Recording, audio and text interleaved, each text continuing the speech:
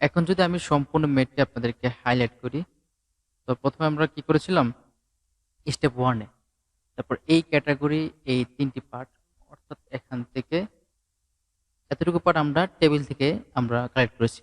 দেন এখানে যে পেশেন্টের নম্বর পেশেন্টের টোটাল এই সম্পূর্ণ ভ্যালুটাকে আমরা যোগ করার পর এখানে ভ্যালু পেলাম 100। তারপর এই প্রবাবিলিটিটা রেঞ্জগুলো ভ্যালুগুলো বের করার জন্য আমরা কি করেছিলাম, এখানে 40/, টোটাল নম্বরটা দিয়ে আমরা ভাগ করেছিলাম, এখানে 50/100। তো এইভাবে আমরা প্রবাবিলিটি এই লাইনটি বের করব। দেন এখানে রয়েছে কমুলেটিভ প্রবাবিলিটি। এটি বের করার জন্য আমরা কি করব, প্রথমে এই প্রবাবিলিটি ভ্যালুটি বসাবো। দেন দ্বিতীয়টা এখানে কি করব, আমরা এই যে প্রবাবিলিটি ভ্যালুটি সেটির সাথে আগের যে ভ্যালুটি সেটি আমরা যোগ করব। সেম একই ক্ষেত্রে এখানে 0.15 কে আমরা কি করব, 0.5 এর সাথে যোগ করব। তারপর 10 কে আমরা আগের সাথে 0.7 এর সাথে যোগ করার পর এটা। তো একইভাবে আমরা এই কমোডিটি প্রবাবিলিটি এভাবে আমরা শেষ করব। দেন এখানে হচ্ছে র্যান্ডম নাম্বার রেঞ্জ। এই রেঞ্জটা বের করতে আমরা কি করেছিলাম, এখানে দশমিক পর যে ভ্যালুটি পাবো সেটি আমরা তার থেকে 1 গড় কম নিব, অর্থাৎ 1 থেকে 39। তারপর আবার 40 থেকে এখানে 55, তার 1 ভ্যালু কম, তাহলে এখানে হবে 54। সেম এখানে 55 থেকে এখানে ছিল 70, 7 থেকে একটি কম 69। তো এভাবে আমরা র্যান্ডম নাম্বার রেঞ্জটি বের করব। তারপর হচ্ছে স্টেপ 2। তো স্টেপ 2 তে আমরা এখানে পেশেন্টের এই 8টা ভ্যালু হওয়ার মেইন রিজন হচ্ছে টোটাল আমাদের টাইম ছিল 4 ঘন্টা। 4 ঘন্টা এখানে ছিল, 4 ঘন্টাকে আমরা মিনিটে কনভার্ট করার জন্য আমরা কি করবো, 60 দ্বারা গুণ করব। তো গুণ করার পর এটি ভ্যালু হবে 240 মিনিট। 240 এটা হবে মিনিট। তো এই মিনিট হচ্ছে আমাদের টোটাল। আর আমাদের ডক্টর মেহরাব তিনি প্রত্যেকটা পার পেশেন্টের জন্য তার টাইম ছিল 30 মিনিট অ্যাভারেজ টাইম। তো ওই টাইমটাকে আমরা ভাগ করব। ভাগ করার পর এখানে টাইম হলো 8টা, অর্থাৎ তিনি 8 জন পেশেন্ট দেখতে পারবেন। এভাবে আমরা 8 জন পেশেন্টের ভ্যালু বসাবো 1 থেকে 8 পর্যন্ত। দেন এটি হচ্ছে শিডিউল অ্যারাইভাল টাইম। যেহেতু আমাদের স্টার্টিং প্রশ্নে দেওয়া আছে যে 8 AM এ আমাদের ডক্টর ক্লিনিকটি ওপেন করবেন, অর্থাৎ তিনি পেশেন্ট থেকে শুরু করবেন।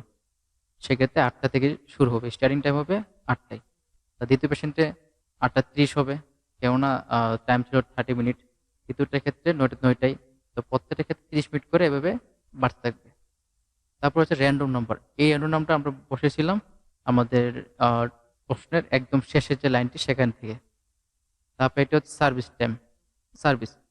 তো এখানে সার্ভিসটা বের করার জন্য আমরা কি করব, এই র্যান্ডম নাম্বারটা এটি আমরা ডিপেন্ড করবে আগের এই রেঞ্জ থেকে। যদি আমরা এখানে দেখি 40 রয়েছে কোথায়, স্টেপ 1 এর দ্বিতীয়টা কি হচ্ছে, ক্রাউন। এভাবে আমরা বসাবো। সেম ক্ষেত্রে যদি আমরা দেখি এখানে রয়েছে 8, ধরি আমরা এখানে 25, না ধরি 66।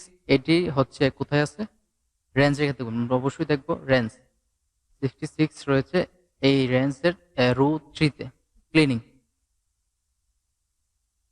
তো 66 এটা হচ্ছে ক্লিনিং। তো এইভাবে আমরা র্যান্ডম নাম্বারকে আমরা স্টেপ 1 এর এর আমরা ওটা থেকে বের করবো, অর্থাৎ রেঞ্জ নম্বর থেকে। এইভাবে আমরা সার্ভিসটা সম্পূর্ণভাবে আমরা বের করব। তারপর এখানে রয়েছে সার্ভিস টাইম। সার্ভিস টাইমটা কি করব, এখানে আমরা প্রশ্ন দেখতে পাচ্ছি আমাদের সার্ভিস টাইম, ক্রাউনের সার্ভিস টাইম 60 মিনিট, চেকআপের 15 মিনিট। তো এইভাবে আমরা প্রশ্ন থেকে আমরা এই লাইনটি আমরা বসাবো, এই রুটি। দেন আমরা যাবো স্টেপ 3 তে। তো এটা আমরা পেশেন্টের নর্মালি আমরা এটা বিল আমরা সেট করবো।